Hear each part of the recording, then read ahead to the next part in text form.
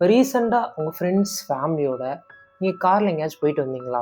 முன்னாடிலாம் நம்ம வந்து ஹைவேல ஒரு 2 மணி நேரம் ட்ராவல் பண்ணாலே நம்ம காரு கண்ணாடி ஃபுல்லாக பூச்சி, கொசு அந்த மாதிரி வந்து அழுக்காயிரும். நீங்கள் நோட்டீஸ் பண்ணீங்களான்னு தெரில. பட் இப்போலாம் அப்படி ஆகுறதே கிடையாது. இப்போ நீங்கள் நினைக்கலாம், இது நல்ல விஷயம் தானே, நம்ம கார் கண்ணாடி அழுக்காக மாட்டேங்குதுன்னு. பட் இது யாருக்குமே தெரியாமல் நடக்கிற ஒரு பேரழிவோட அறிகுறி. கடந்த 30 வருஷத்துல மட்டும் நம்ம பூமியில 75% பூச்சி வகைகள் அழிஞ்சு போயிருக்கு. 75%. 2017 ஜெர்மனில உலகத்திலே இருக்கிற மிக சிறந்த சயின்டிஸ்ட் எல்லாரையும் ஒன்னா சேர்த்து ஒரு ஆராய்ச்சி ஒன்று பண்ணாங்க. இந்த சயின்டிஸ்ட் எல்லாரும் ஒரு 63 காப்பகங்களை மட்டும் சூஸ் பண்றாங்க. இது வந்து மனுஷன் இதுவரை தொட்டே பார்க்காத காடு பகுதிகள். இந்த ஆராய்ச்சியை அவங்க 1 வருஷம் 2 வருஷம் பண்ணல, 27 வருஷமா பண்ணியிருக்காங்க. இந்த 27 வருஷத்துல வருஷம் வருஷம் எவ்வளோ சதவீதம் பூச்சிகள் குறையுதுன்னு இவங்க வந்து ரிசர்ச்ல எழுதிக்கிட்டே வந்திருக்காங்க. இன்னைக்கு வர அந்த ரிசல்ட் என்ன தெரியுமா? 76% பறக்கிற பூச்சிகளோட இனம் அழிந்தே போச்சான். இது எல்லாமே ரொம்ப ப்ரொடெக்டடான இடங்கள். இந்த இடத்துல மனுஷன் போய் மரம் வெட்டல, இங்க இருந்து எதையுமே எடுக்கல. ஆனாலும் இந்த இடத்துல எப்படி இவ்வளவு பூச்சிகள் அழிஞ்சு போச்சு? சமீபத்துல இன்னொரு ஆராய்ச்சியும் பண்ணியிருக்காங்க. 2025 எங்கன்னு பாத்தீங்கன்னா அமெரிக்கால இருக்க காலராடோல. அங்கே மனுஷங்கள்லாம் போய் காட்டை எதுவுமே பண்ணல. இந்த 20 வருஷத்துல 70% பூச்சிகள் அழிஞ்சு போயிருக்கு. இதே பேட்டர்ன் வந்து உலகம் ஃபுல்லாமே இருக்குது. ஆஸ்திரேலியால 49% குறைஞ்சிருக்கு. நெதர்லாண்ட்ல 80% குறைஞ்சிருக்கு. ஆனா இந்த விஷயத்த நம்ம யாருமே கண்டுக்கறல. அதுக்கு என்ன காரணம்னா, இது ஒரு நாள் 2 நாள்ல நடக்கல, பல வருஷங்களா சேர்ந்து நடந்துகிட்டு இருக்கு. நம்ம நினைச்சுக்கிட்டு இருக்கோம் பறவைகளும் அனிமல்ஸும் தான் எக்ஸ்டிங்ட் ஆகிட்டு இருக்குன்னு. பட் அதை விட 8% பூச்சிகள் அதிகமா அழிஞ்சுக்கிட்டு இருக்கு. சரி, பூச்சி தானே அழியுது, அதனால என்னன்னு கேட்டீங்கன்னா, பூச்சிகள் அழியறதுனால உலகத்துக்கே ஆபத்து இருக்கு. இந்த மொத்த உலகத்திலுமே உயிரினங்கள் நிறைய இருக்கு. அதுல 3ல் 2 பங்கு பூச்சிகள் மட்டும்தான். இப்ப பூச்சிகள் மொத்தமா அழிஞ்சிருச்சுன்னா உணவு சங்கிலின்னு சொல்லப்படுற ஃபுட் செயின் அழிஞ்சு போயிடும். நிறைய உயிரினங்களுக்கு உணவு கிடைக்காம போயிடும். உணவு கிடைக்காதனால மற்ற உயிரினங்கள் அழிகிறதுக்கும் நிறைய வாய்ப்பு இருக்கு. நம்ம சாப்பிட்ற 75% பயிர்கள் பூச்சிகளோட மகரந்த சேர்க்கையினாலதான் கிடைக்குது. இந்த உலகத்துல இதோட மதிப்பு என்னன்னு கேட்டீங்கன்னா $600 பில்லியன். நம்ம தினமும் சாப்பிட்ற ஆப்பிள், சாக்லேட், பாதாம், காஃபி இது எல்லாமே பூச்சிகள் இல்லாட்டினா உருவாக்கவே முடியாது. பூச்சிகள் இல்லாட்டினா என்ன நடக்கும்னு நீங்க யோசிச்சு பாருங்க. பறவைகளுக்கு சாப்பாடே கிடைக்காது. பறவையோட இனமே அழிஞ்சு போறதுக்கு வாய்ப்பு இருக்கு. ஒரு மண்ணுல ஒரு இலை விழுந்ததுக்கு அப்புறம் இல்ல ஒரு உயிரினம் இறந்ததுக்கு அப்புறம் அதை டீகம்போஸ் பண்றதுக்கு உதவுறது வந்து பூச்சிகள் தான். இப்போ இந்த பூச்சிகளும் அழிஞ்சு போச்சுன்னா மண்ணோட வளமும் அழிஞ்சு போயிடும். நீங்க டாமினோ எஃபெக்ட்னு ஒரு விஷயம் கேள்விப்பட்டிருப்பீங்க. அதாவது ஒரு விஷயத்த தள்ளி விட்டா சின்னதுல இருந்து அது பெரிய பாதிப்பு வர போகும்.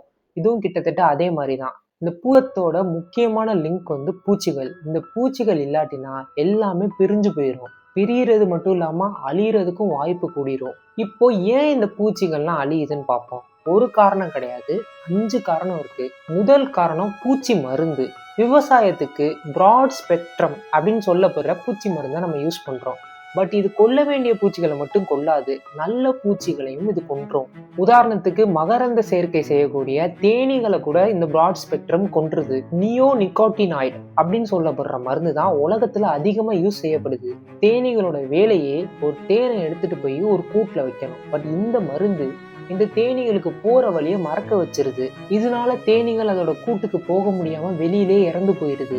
2வது, ஒரே பயிர் விவசாயம். முன்னாடி ஒரே மண்ணுல பல வகை பயிர்களை வந்து விவசாயம் பண்ணுவாங்க. அதனால பல வகை பூச்சிகள் அங்க இருந்துச்சு. இப்போ ஒரே பயிரை ஒரே இடத்துல போடுறதுனால அங்கே பூச்சிகள் வந்து மாறுறதே கிடையாது. அந்த பயிருக்கு தேவையான பூச்சிகள் மட்டும்தான் இருக்குது. 3வது, வாழ்விடம் அழிவு. காடு, புல்வெளி எல்லாத்தையுமே ரோடா மாத்துறது, எல்லாத்தையுமே நகரமா மாத்துறது, தேவையில்லைன்னு நினைச்சு எல்லா செடிகளையும் அழிக்கிறதுனால சில பூச்சிகளுக்கு இந்த செடி இருந்தாதான் உயிரோட வாழ முடியும். அந்த செடியெல்லாம் அதுக்கு கிடைக்காதனால அந்த பூச்சிகளும் அழிஞ்சு போயிருது. 4வது, காலநிலை மாற்றம். இதுதான் இப்ப வந்து புதுசா கண்டுபிடிச்சிருக்காங்க. மலைப்பகுதியில கூட வெப்பநிலை வந்து இப்ப ரொம்ப அதிகமா இருக்கு. அதனால அந்த இடத்துல கூட பூச்சிலாம் அழிஞ்சு போயிருது. இதனால பூ மலர்ற காலமும் பூச்சி வெளியே வர்ற காலமும் ஒன்னாவே இல்லை. 5வது, வெளிச்ச மாசு. ரோட்டு விளக்கு, கட்டிட விளக்கு இதெல்லாம் இரவு நேரம் பறக்கிற பூச்சிகளோட சைக்கிளவே கெடுத்துருது. மோத் அப்படின்னு சொல்லக்கூடிய பூச்சிலாம் இதனால லட்சக்கணக்கா டெய்லி இறந்து போயிட்டு இருக்கு. இந்த 5 விஷயங்களும் ஒரே நேரத்துல தொடர்ந்து நடந்துகிட்டு இருக்கனாலதான் பூச்சிகளோட அழிவுங்கிறது ரொம்ப நிறைவா இருக்கு. சரி, இப்படியே இது வந்து காலத்துக்கும் நடந்துகிட்டு இருந்தா என்ன நடக்கும்னு யோசிச்சு பாருங்க.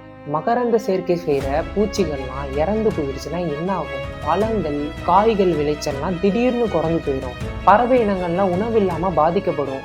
ஏன்னா 70% பறவைகள் இந்த பூச்சிகளை நம்பி தான் உயிரோடே இருக்கு. மீனுக்கும் அதே நிலைமை தான். ஏன்னா தண்ணியில் இருக்க பூச்சிகளை நம்பி தான் மீனும் இருக்குது. மண்ணோட உரம், தண்ணி ஃபில்டர் ஆகுற ப்ராசஸ், டீகம்போஸ் ஆகுறது, இந்த மாதிரி நம்மளோட எக்கோ சிஸ்டத்துக்கு நிறைய விஷயங்கள் இந்த பூச்சிகள் பண்ணிட்டு இருக்கு. ஐக்கிய நாடுகள் சபையெல்லாம் ஒரு எஸ்டிமேட் பண்றாங்க, பூச்சி இல்லாதுன்னா நமக்கு எவ்வளோ லாஸ் ஆகும். கிட்டத்தட்ட $2 ட்ரில்லியன் லாஸ் ஆகும்னு அவங்க ப்ரிடிக்ட் பண்றாங்க. அதுவும் ஒரே வருஷத்துல.